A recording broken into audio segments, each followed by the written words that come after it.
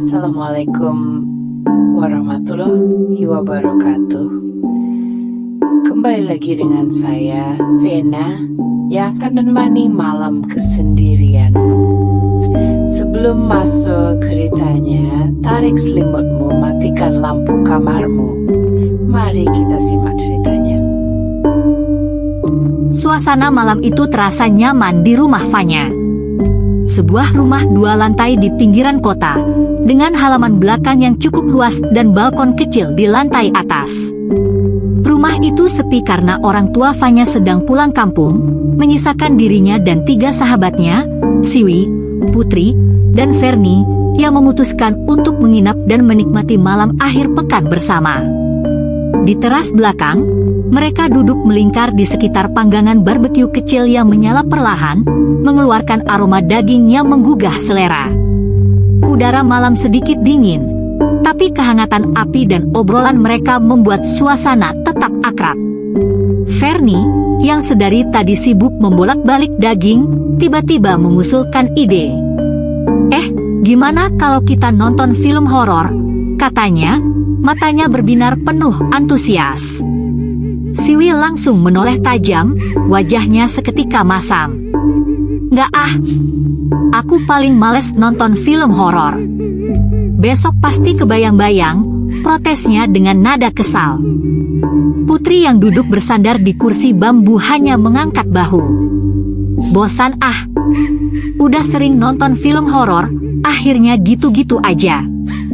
Fanya, yang dari tadi diam sambil meniup asap dari panggangan, tiba-tiba tersenyum iseng.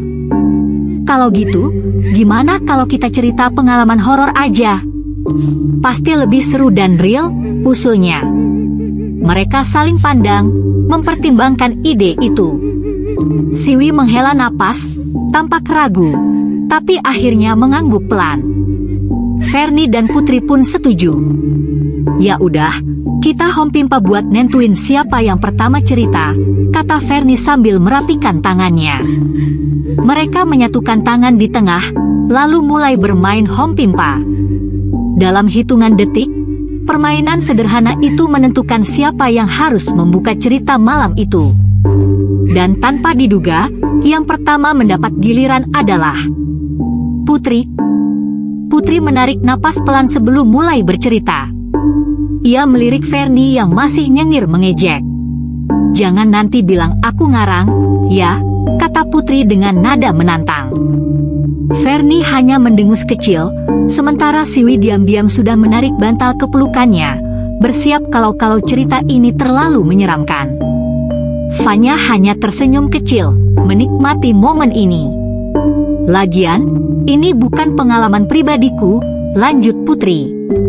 Tapi cerita yang ibuku sendiri alami waktu aku masih bayi. Putri menghela napas sebentar, lalu mulai menceritakan semuanya. Dulu, saat Putri masih bayi, keluarganya tinggal di sebuah desa kecil di perbatasan. Desa itu jauh dari kota, bahkan untuk sekedar menemukan warung saja, warga harus berjalan beberapa kilometer. Listrik pun hanya menyala saat malam, itu pun sering padam. Rumah-rumah masih terbuat dari kayu dan bambu, dikelilingi kebun dan hutan kecil yang membatasi desa dari dunia luar. Pada masa itu, warga desa sedang dilanda ketakutan. Ada isu yang beredar bahwa di desa mereka muncul genderuwo.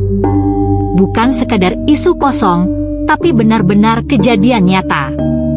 Hampir setiap malam, ada saja ternak warga yang ditemukan mati dengan kondisi mengenaskan, isi perut terburai, seperti dicabik oleh sesuatu yang besar dan kuat. Warga sampai nggak berani keluar malam, lanjut Putri. Pintu rumah mereka selalu dikunci rapat-rapat sebelum maghrib. Bahkan kalau ada suara aneh di luar rumah, mereka pura-pura nggak dengar. Fanya menyandarkan punggungnya ke kursi. Terus, keluargamu juga ngalamin sesuatu, tanyanya penasaran. Putri mengangguk pelan. Ya, ibuku ngalamin sendiri dan kejadiannya tepat di rumah kami, waktu aku masih bayi. Siwi langsung menelan ludah, Sementara Fernie yang awalnya meremehkan mulai terlihat lebih serius mendengarkan. Jadi, malam itu, ibu baru aja berhasil menidurkan aku, lanjut Putri. Katanya, aku bayi yang susah tidur, sering rewel tengah malam. Makanya, setiap malam ibu selalu duduk di kursi goyang dekat jendela sambil menimang aku, sampai aku benar-benar terlelap. Angin malam berhembus pelan melewati halaman rumah Fanya, membuat suasana semakin terasa mencekam. Lalu, tiba-tiba ibu dengar sesuatu. Putri berhenti sejenak. Tatapannya menatap kosong kepanggangan yang mulai padam. Ada suara langkah kaki, besar dan berat. Seperti seseorang, atau sesuatu, sedang berjalan pelan di luar rumah. Siwi langsung memeluk bantalnya lebih erat. Terus, tanyanya, nyaris berbisik. Putri melirik mereka satu persatu, lalu menunduk sedikit. Ibuku pikir itu cuma hewan liar. Tapi, saat dia mengintip keluar jendela, dia melihat sesuatu yang gak seharusnya ada di sana. Fanya dan Fernie saling pandang. Di bawah pohon besar dekat rumah, lanjut Putri, suaranya semakin pelan, ada sosok tinggi besar berbulu hitam lebat, matanya merah menyala, dan bibirnya menyeringai lebar, seperti sedang menatap sesuatu. Putri menelan ludah. Dan yang lebih menyeramkan, sosok itu sedang menatap ke arah jendela tempat ibuku duduk sambil menimang aku. Malam semakin larut, dan Putri terus melanjutkan ceritanya. Api panggangan mulai mengecil, menyisakan bara merah yang sesekali berkeretak pelan. Siwi yang sudah merasa ngeri dari tadi tanpa sadar memeluk lengan Fernie dengan erat. Apaan sih? Takut banget sih lo, protes Fernie sambil berusaha melepaskan diri. Siwi cemberut. Ya abis ceritanya serem banget. Fanya terkekeh kecil, sementara Putri hanya tersenyum tipis sebelum melanjutkan ceritanya. Malam itu, suara tangisan bayi Putri menggema di dalam rumah. Tangisannya bukan tangisan biasa, lebih keras, lebih panjang, seakan ada sesuatu yang membuatnya ketakutan. Ibu Putri mencoba menenangkannya, tetapi semakin didekap, tangisannya malah semakin menjadi-jadi. Ayah Putri yang mendengar itu langsung bangun dan melihat keluar.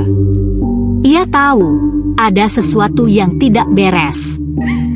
Menurut kepercayaan warga desa, jika ada genderuwo berkeliaran, mereka harus membakar jerami di depan pintu agar makhluk itu tidak bisa masuk. Tanpa berpikir panjang, ayah Putri mengambil jerami kering dari gudang kecil di belakang rumah, membawanya ke depan, lalu menyalakan api.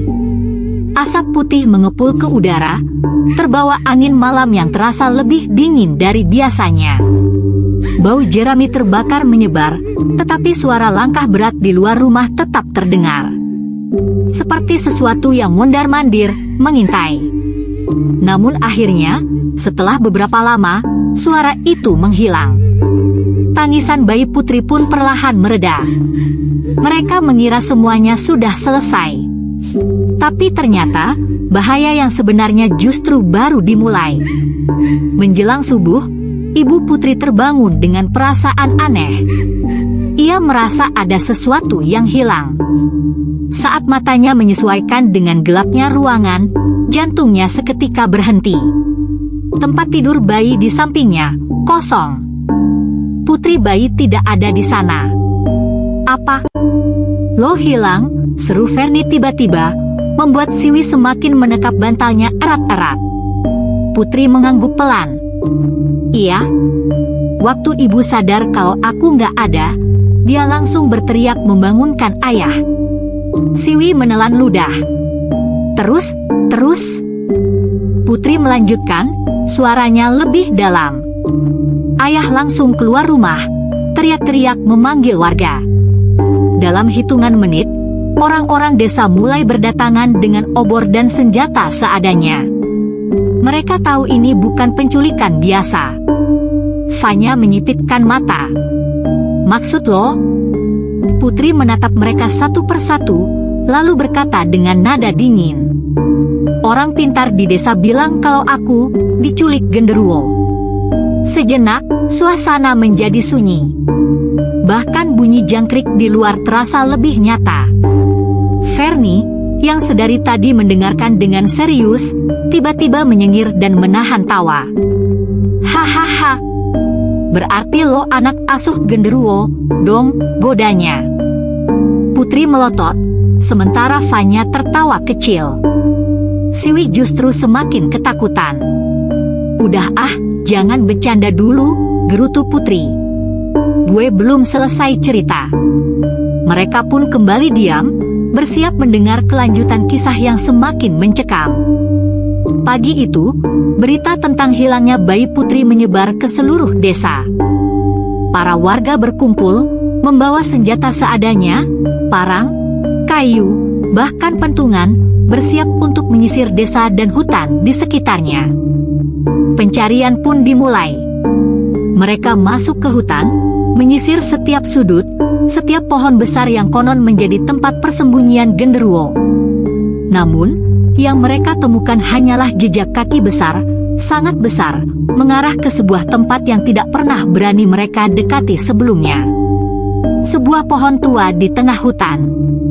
Sebuah pohon yang menurut warga adalah sarang genderuwo. Mereka semua saling pandang. Bahkan Fernie yang biasanya suka bercanda pun mulai menelan ludah. Ada yang nemuin lo? Tanya Siwi dengan suara pelan. Putri diam sejenak, lalu mengangguk. Iya, tapi caranya nggak biasa. Vanya menaikkan alis. Maksud lo? Putri tersenyum tipis. Mereka nggak nemuin aku, tapi aku yang dikembalikan. Siwi langsung merinding, sementara Fernie dan Vanya menatapnya dengan penasaran.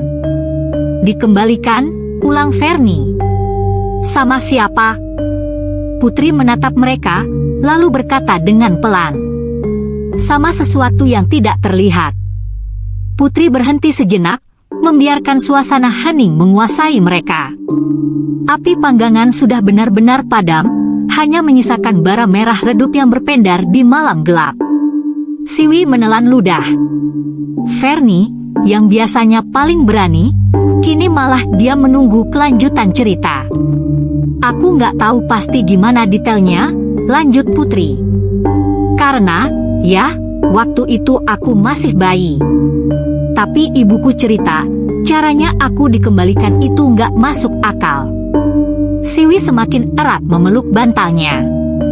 Gimana maksudnya? Putri menghela napas. Jadi, pagi itu, warga sudah bersiap masuk ke hutan. Mereka percaya aku pasti ada di sana, entah hidup atau mati. Tatapan Putri sedikit menerawang, membayangkan cerita ibunya. Waktu mereka mulai menyusuri hutan, tiba-tiba terdengar suara tangisan bayi. Siwi langsung merinding. Awalnya samar, tapi makin lama makin jelas, lanjut Putri. Suara tangisan itu terdengar dari arah pohon tua besar yang katanya adalah sarang genderuwo. Vanya bersandar di kursinya, mencoba menenangkan diri. Terus, mereka nemuin lo di situ? Tanya Fernie, meskipun kini nadanya sudah tak sebercanda sebelumnya. Putri menggeleng pelan. Enggak. Fernie mengerutkan kening. Terus, Putri menarik napas, lalu berkata pelan. Sebelum mereka sampai ke pohon itu, suara tangisan bayinya tiba-tiba menghilang. Suasana kembali hening. Lalu, beberapa detik kemudian, mereka mendengar suara lain. Siwi mengernyit. Suara apa? Putri menatap mereka satu persatu, lalu berbisik. Tawa? Siwi langsung merinding sekujur tubuh. Tawa, ulang Vanya, mencoba memastikan ia tidak salah dengar. Putri mengangguk. Iya, suara tawa. Tapi bukan tawa manusia. Bukan suara tawa bayi. Tapi suara tawa berat, serak, seolah sesuatu sedang menertawakan mereka dari kejauhan. Fernie mengusap lengannya sendiri, kali ini dia benar-benar merinding. Sumpah, ini makin aneh. Putri tersenyum tipis. Dan setelah suara tawa itu berhenti, mereka menunggu kelanjutannya dengan tegang. Aku tiba-tiba sudah ada di beranda rumahku. Siwi langsung membelalakan mata. Hah, serunya histeris. Gimana caranya? Putri menggeleng. Nggak ada yang tahu. Ayahku dan warga yang sedang menyisir hutan saat itu masih jauh dari rumah. Tapi ibu, yang masih menunggu di rumah dengan beberapa perempuan desa lainnya, tiba-tiba mendengar suara tangisan bayi dari luar rumah. Siwi menutup mulutnya. Mereka langsung keluar, dan aku ada di sana. Tergeletak di atas tikar bambu, persis di depan pintu rumah. Fanya mengernyit. Nggak ada yang lihat siapa yang naruh lo di sana. Putri menggeleng lagi. Nggak ada. Rumahku sepi, nggak ada tanda-tanda orang yang datang. Dan anehnya, Putri menatap mereka dengan serius. Pakaian yang kupakai berbeda dari yang terakhir ibuku pakaikan sebelum aku hilang. Siwi membeku di tempat. Apa maksudnya? Tanya Fernie. Putri menelan ludah. Ibuku bilang, sebelum aku hilang, aku pakai baju bayi warna putih yang dijahit sendiri olehnya. Tapi waktu aku ditemukan, aku pakai kain jarik tua yang katanya bukan milik siapa-siapa di rumahku. Fanya mengernyit. Kain jarik tua? Putri mengangguk. Iya. Warnanya coklat gelap, lusuh, dan baunya. Ia berhenti sejenak, lalu menambahkan, baunya seperti bau tanah basah, campur anyir, kayak bau sesuatu yang membusuk. Siwi bergidik. Terus, baju lo yang sebelumnya kemana? Putri mengangkat bahu. Hilang. Nggak pernah ditemukan. Mereka semua diam. Siwi menutup wajahnya dengan bantal. Udah serem banget, keluhnya. Fernie mencoba menertawakan suasana, meski terdengar canggung. Jadi, lo bayi yang sempat diangkat jadi anak genderuwo, ya, candanya, meski kali ini tanpa tawa yang meyakinkan. Putri hanya tersenyum kecil. Nggak tahu, katanya pelan. Tapi sampai sekarang, ibuku percaya kalau waktu itu aku memang sempat dibawa makhluk itu. Hening. Tiba-tiba, angin berhembus lebih kencang dari sebelumnya. Tirai jendela berkibar sedikit, dan suasana malam yang tadinya hanya terasa dingin, kini berubah lebih mencekam. Siwi yang duduk dekat jendela langsung beringsut menjauh. Kok tiba-tiba dingin banget sih? Bisiknya. Fanya melirik jam dinding. Udah jam 11:30, katanya pelan. Fernie tertawa hambar. Pas banget buat cerita horor, ya? Tak ada yang menanggapi. Putri menyandarkan punggungnya, menghela napas panjang. Ya, itu ceritaku, katanya, mengakhiri kisahnya.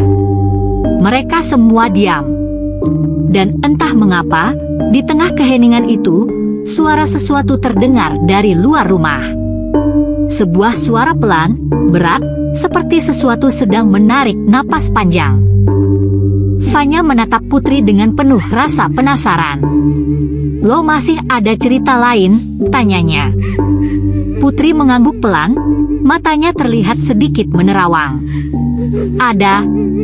Ini masih ada hubungannya dengan kejadian waktu aku bayi. Siwi makin meringkuk di sofa, sementara Fernie, meskipun tetap berusaha santai, mulai terlihat lebih serius mendengarkan. Apa yang terjadi setelah lo dikembalikan? Tanya Fanya.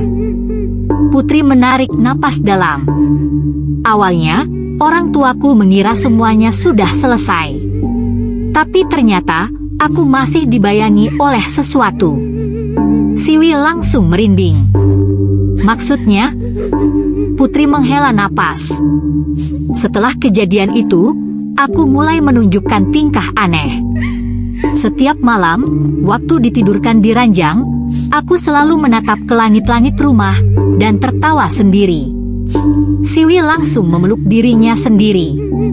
Oh tidak, Jangan baik ketawa sendiri, please, keluhnya. Putri melanjutkan dengan nada datar, bukan cuma tertawa biasa. Ibuku bilang, aku tertawa seperti sedang bercanda dengan seseorang yang mereka nggak bisa lihat. Hening. Dan itu nggak cuma sekali, lanjut Putri. Hampir setiap malam. Siwi makin memeluk bantalnya erat. Hadeh, kenapa harus yang begini? Fanya menyipitkan mata, berpikir. Terus, orang tua lo sadar ada yang nggak beres. Putri mengangguk. Tentu. Ibuku makin lama makin takut. Ayahku awalnya bilang itu cuma kebiasaan bayi, tapi lama-lama, mereka sadar kalau setiap aku tertawa begitu, ruangan jadi terasa lebih dingin. Suasana di dalam rumah Fanya ikut terasa lebih dingin mendadak. Kadang, kalau ibu atau ayahku melihat ke langit-langit tempat aku menatap, mereka nggak melihat apa-apa. Tapi ada perasaan gak nyaman, seperti ada sesuatu yang mengawasi mereka. Siwi bergidik. Karena merasa gak tenang, orang tuaku akhirnya membawa aku ke orang pintar di desa, lanjut Putri. Katanya, mungkin masih ada sesuatu yang menempel di aku sejak kejadian itu. Fernie yang sejak tadi hanya diam akhirnya angkat suara. Terus? Dibuatin ritual atau apa? Putri mengangguk. Iya.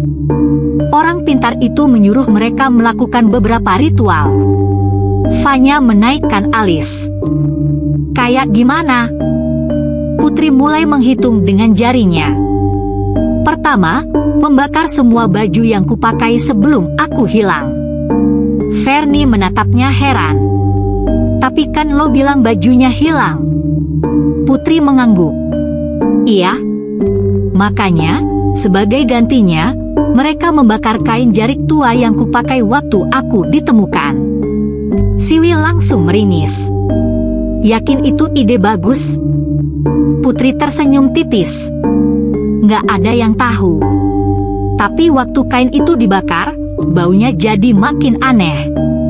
Bukan cuma bau kain kebakar, tapi ada bau anyir yang lebih kuat. Fanya mendesah pelan. Oke, serem. Putri melanjutkan, ritual kedua, orang tuaku disuruh menyembelih ayam hitam. Bukan sembarang waktu, tapi harus dilakukan di hari Kamis Kliwon, minggu ketiga, pada malam ganjil. Fernie mengernyit. Itu rumit banget. Putri mengangguk. Memang. Dan ritual itu dilakukan di halaman belakang rumah, tepat di bawah cahaya bulan. Siwi makin merapat ke Fernie. Jangan bilang setelah itu ada yang aneh. Putri menghela napas. Tentu saja ada. Siwi menutup wajahnya dengan bantal. Kenapa nggak ada cerita yang endingnya tenang sih, keluhnya. Putri melanjutkan, saat ayam hitam itu disembelih, tiba-tiba terdengar suara dari langit-langit rumah. Semua diam. Suara apa? Bisik Fanya. Putri menelan ludah. Suara sesuatu jatuh. Seperti benda berat yang tiba-tiba terhempas di lantai kayu rumah. Siwi menggigil. Oh, jangan bilang. Putri mengangguk. Ayahku langsung masuk ke rumah dan mencari sumber suara. Tapi nggak ada apa-apa. Yang aneh, tempat di mana suara itu berasal, ada bekas cap tangan di langit-langit rumah. Fanya mengernyit. Cap tangan. Putri mengangguk. Ya, cap tangan besar, lebih besar dari tangan manusia biasa. Warnanya kehitaman, seperti bekas terbakar. Hening. Fernie menggigit bibirnya.